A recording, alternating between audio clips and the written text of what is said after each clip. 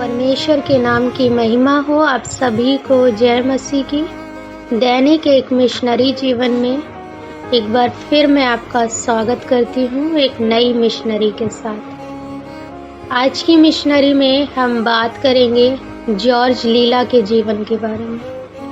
जन्म 1750, मृत्यु 1828, मूल स्थान संयुक्त राज्य अमेरिका, दर्शन संयुक्त राज्य अमेरिका।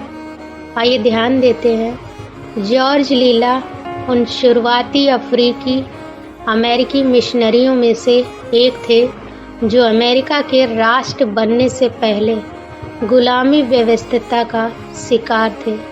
वर्जीनिया में जन्मे जॉर्ज को एक गुलाम के रूप में जॉर्जिया ले जाया गया, जहां उन्होंने प्रभु को अपने निजी उद्धारकर्ता के रूप में ग्रहण किया। बहुत जल्द वह अपने साथी दासों की आध्यात्मिक स्थिति के बारे में चिंतित हो गए और उन्हें उपदेश देने लगे। हालांकि उनके पास ऐसे कई औपचारिक प्रशिक्षण नहीं थे, तो भी उन्होंने बाइबल पढ़ना सीखा और सगी दासों को पवित्र शास्त्र समझाया। उन्होंने अन्य दासों को भजन गाने के लिए प्रोत्साहित किया और उन्होंने उन्हें भजन का अर्थ समझाया। स्वतंत्र होने के तुरंत बाद सेविकाई करने की उनके वरदान और परमेश्वर के वचन में दिलचस्पी देखकर जॉर्जिया के एक बैप्टिस्ट चर्च ने उन्हें प्रचार करने के लिए आमंत्रित किया। अगले 2 वर्षों के दौरान जॉर्ज ने नए अफ्रीकी विश्वासियों की एक मंडली को सक्रिय रूप से परमेश्वर के वचन का प्रचार किया, जो बाद में अमेरिका में एकत्रित पहला अफ्रीकी चर्च बन गया। अपने मालिक की मृत्यु के बाद पुनः दासत्व से बचने के लिए जॉर्ज अपनी पत्नी हन्ना के साथ जॉर्जिया के सवाना चले गए। वहां उन्होंने अफ्रीकी बैप्टिस्ट विश्वासियों की एक मंडली स्थापना की। उनके सेविकाई के फल कई गुना बढ़ गए और वह मंडली सवाना में पहली अफ्रीकी बैप्टिस्ट चर्च बन गई। हालांकि उन्हें किसी चर्च या मिशन संगठन का समर्थन नहीं था, लेकिन वे विदेशी मिशन की स्थापना करने वाले पहले प्रोटेस्टेंट मिशनरी बन गए। वह 1783 में जमैका गए। उन्होंने उनके पूर्व मालिक के कुछ वारिसों ने उन्हें फिर से गुलाम बनाने की कोशिश की थी।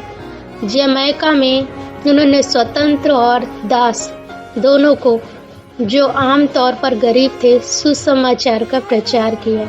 देखा जाए तो उनकी मंडली परमेश्वर के वचन के अनुसार, भाइयों, अपने बुलाए जाने को तो सोचो कि ना शरीर के अनुसार बहुत ज्ञानवान और ना बहुत सामर्थी और ना बहुत कुलीन बुलाए गए। जैसा था, जॉर्ज ने अपनी सेविकाई के लिए पारिश्रमिक कभी स्वीकार नहीं किया और जो कभी उसके पास था उसमें से अधिकांश मूल्य गुलामों की देखभाल के लिए खर्च किया।